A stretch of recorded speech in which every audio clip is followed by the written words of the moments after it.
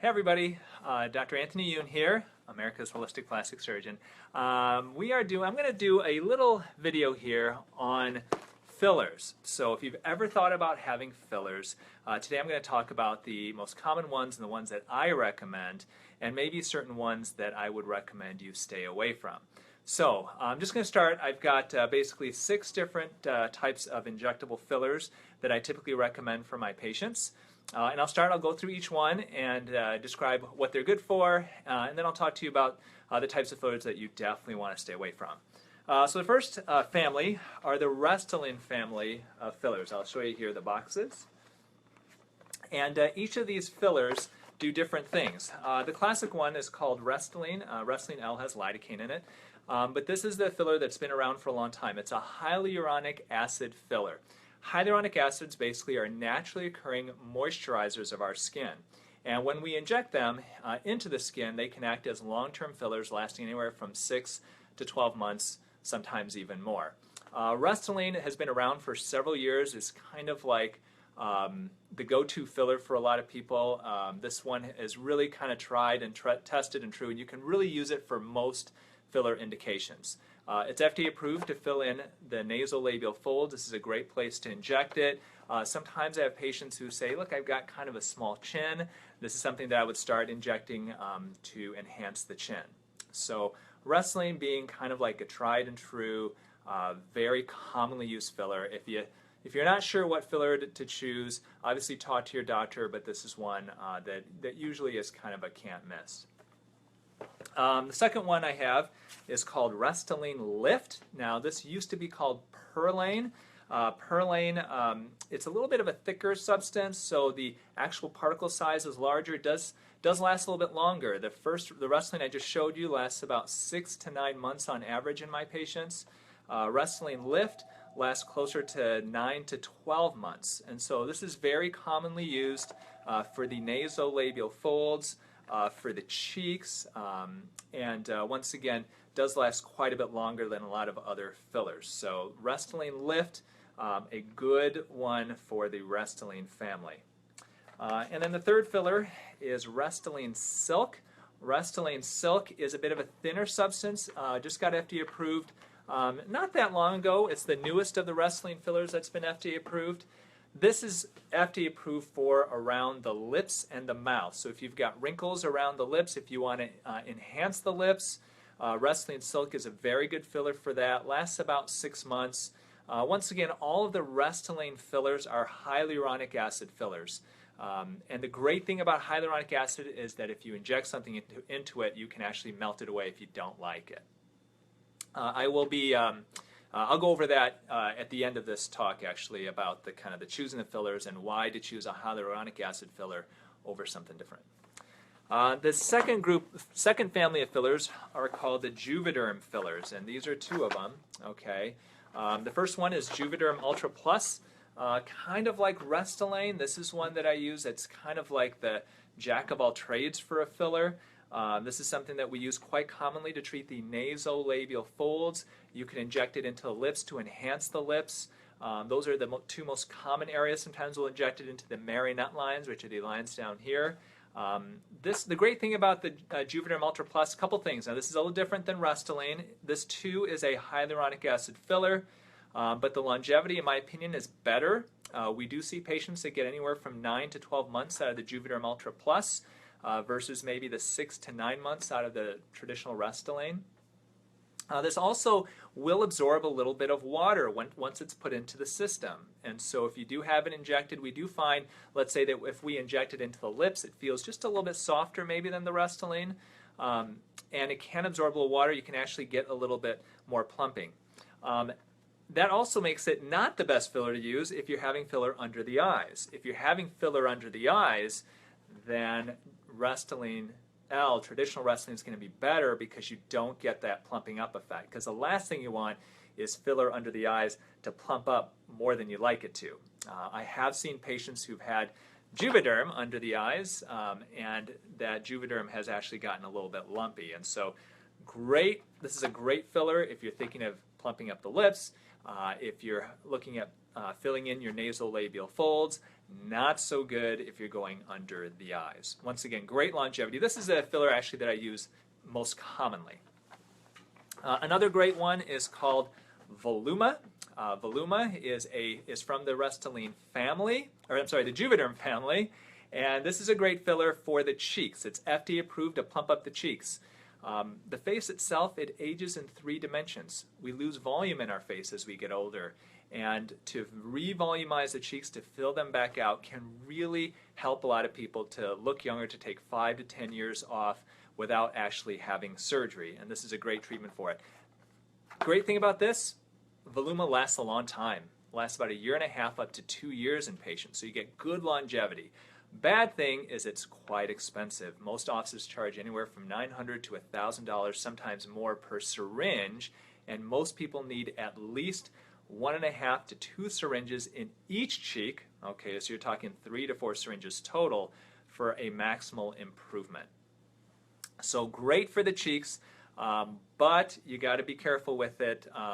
Once again, because it's expensive, you want to make sure that the doctor who's doing it has good experience with Voluma. You don't want to inject into the wrong parts and spend a lot of money and find you're not getting what you want.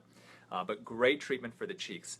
The third one of Juvederm that is kind of there comparable to Restylane Silk is one I don't have the box on me on hand because we've been using a lot of it lately. I think it's on order right now, but it's called Vall. So it's Juvederm Vall. It's the newest Juvederm newest type of Juvederm called Vall.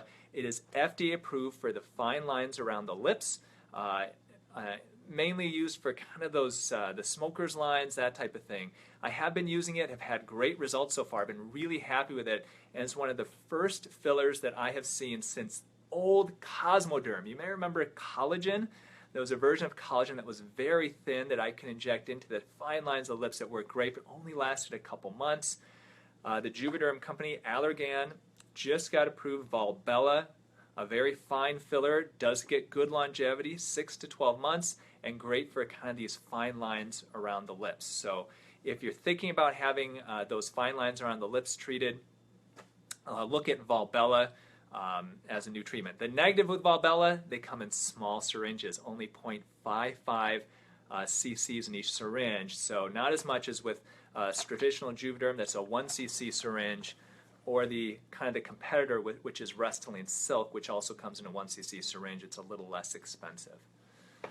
So those are the hyaluronic acid fillers. So if you choose any type of filler, that's what I recommend you start considering. A hyaluronic acid filler, the great thing about it is it's 100% reversible. If you don't like it, if you've got a lump, if it's too much, if you're asymmetric, then the doctor can inject a hyaluronidase, which actually melts that hyaluronic acid filler completely away. For example, recently I had a patient who came to see me who had injections under her eyes of Juvederm by a relative, and it left her with huge lumps under her eyes. She came to see me. She said, look, I've lived with these huge lumps for years, for a couple years. I don't like people seeing me this way. I feel so embarrassed. I can't take pictures of myself. What do I do? And I said, look, you know, if your relative injected this into you, they would know better of exactly where it was injected, what plane, whether it was above the muscle or below the muscle or just above the bone. They would know better of where they injected it. Have them inject hyaluronidase into that area. Hyaluronidase is super safe to inject, and it will disperse that Juvederm and get rid of it. So she went back to her relative that did these injections and said, hey, can you inject it? He said, look, I don't feel comfortable. Let me ask Dr. Youn to do it. So I happily did it, and literally before our eyes, those lumps started diminishing. By the time she left my office, literally 10 minutes after I injected her, it was about 50% improved. When she came back to see me 2 to 3 weeks later, it was gone, and her eyes were back to normal. That's a great thing about a hyaluronic acid filler, is they are completely reversible. So if you choose a filler, always start with a hyaluronic acid filler. Don't choose the other ones that aren't reversible, that if you don't like it, they won't melt away. Stay with the hyaluronic acid fillers. Now there's one exception to that rule, and that exception is Sculptra. Now you may have heard of Sculptra. Sculptra has been around for many, many years. This was actually initially FDA approved many years ago to treat HIV lipodystrophy. And what that means is that people who had HIV and were on multiple medications a lot of times developed facial wasting, where they actually lost a lot of the fat in their face. And the great thing is Sculptra was FDA approved for use for that many, many years ago, something like 10 years ago or more. And so we've been using it for a long time. Now this is different than a hyaluronic acid filler. A hyaluronic acid filler, what you inject, you will see that result right away. Now it may change a little bit, like with Juvederm, where it may plump up a little bit with time. But this is very different. It's a powder that we basically mix with water. We mix that powder with water, and then we inject that mixture. You know, kind of like if you have Kool-Aid and you mix the Kool-Aid, it becomes mixed in that water. If you sit it for a while, then some of that will kind of redeposit. But it's the same thing. We mix this with water. Let me see if I can open it up for you here. Show you what it looks like. So basically, it is a powder. You can see it's a white powder that we can mix with water, and we let it sit typically overnight and then inject that substance after you mix it together. But the great thing about Sculptra is then you can inject it. It is a volumizer of the cheeks. It's FDA approved for the cheeks. We can also do the temples. I do the temples a lot. Can do the cheek hollows with it. Definitely got to stay away from around the mouth, though. You do not want to have Sculptra injected around your mouth. But the cheeks are a great place, as well as the temples. This is a gradual volumizer, and so we inject the mixture into these areas, and then what you'll find is that after typically an average of 3 sessions, spaced 6 to 8 weeks apart, that area will gradually fill out. You get new collagen growth, and that can last about 1.5 years to 2 years. So the thing with Sculptra, works great for the cheeks, works great for the temples, but it's a gradual volumizer, okay? Once again, 3 treatments spaced every 2 months apart. So it can take you literally 6 months to get your final result with Sculptra. The good thing about that is I've had a lot of people who say, look, I kind of want to add volume, but I don't want people to notice I had it done. I'd rather do just a tiny bit at a time. That works great with Sculptra. And it's not as expensive per treatment as if you do the other cheek volumizer, which is Voluma. So how do you choose between these two? Well, Voluma is an immediate change. Okay, you'll see that right away. It's typically you're going to have to pay more for that at that time you have it done, but that you do kind of a 1 treatment and you're done. With Sculptra, usually you need at least 3 treatments. It will gradually fill the area out. Now, each treatment, you'll probably spend less for each treatment, but when you look at least 3 treatments, the end cost is probably about the same. So this is great if you say, look, I want a gradual change. I don't want to spend as much at one time. I'd rather spend small amounts and space it out. Then Sculptra is good. Great thing about Sculptra is it is very watery, so one thing that you always have to be concerned about with injectable fillers, the #1 scariest complication is intravascular injection of the filler. What that means is when certain fillers are injected accidentally into a blood vessel, it can cause horrible complications. Complications such as scarring, even tissue loss, we call necrosis, and believe it or not, people have even gone blind from fillers before, so you got to be very cautious. One great thing with Sculptra is usually it's dilute enough that even if a doctor accidentally injects it into a blood vessel, it typically disappears. It's not a big issue. With a hyaluronic acid filler, however, that's a different story. If a doctor accidentally injects, let's say, Voluma into a big blood vessel in your face, that's a big problem. And usually it starts with severe pain. You can get some mottling, meaning a different color of the area, and then it becomes a major emergency where you need to inject hyaluronidase to melt that filler away. And certain studies are even showing that even if it's injected into a blood vessel, if you flood that area with the hyaluronidase early on, it can cause that hyaluronic acid filler to dissolve away.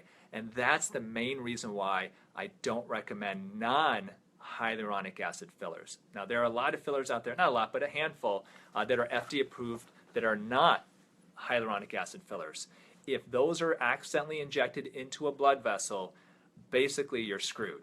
There's no way to melt it away. You just have to kind of, unfortunately, suffer the consequences, which is really, could be very, very scary. So if you have a choice, use a hyaluronic acid filler and make sure that doctor has access to hyaluronidase, which will melt that filler away in case you get a major complication. Okay, so to summarize, do not use fillers that are not hyaluronic acid based. The only one that I recommend that's not a hyaluronic acid base is Sculptra. This is great for the cheeks, great for the temples, multiple treatments spaced every 6 to 8 weeks apart, great to kind of revolumize those areas. Otherwise, if you want to treat the lips, Restylane Silk, great treatment for that. The other one is called Juvederm Vall, another great treatment for the lips. If you want to treat the cheeks, my top choice is typically Juvederm Voluma or Restylane Lift. I typically pick the Voluma. I think you get better longevity out of it. And then if you're just kind of looking for filling in different lines, then regular Restylane is kind of like the workhorse. That's what most people pick. But my favorite for regular lines like nasolabial folds would be Juvederm Ultra Plus. Lasts the longest, really soft, especially recommending if you want to definitely enhance the lips.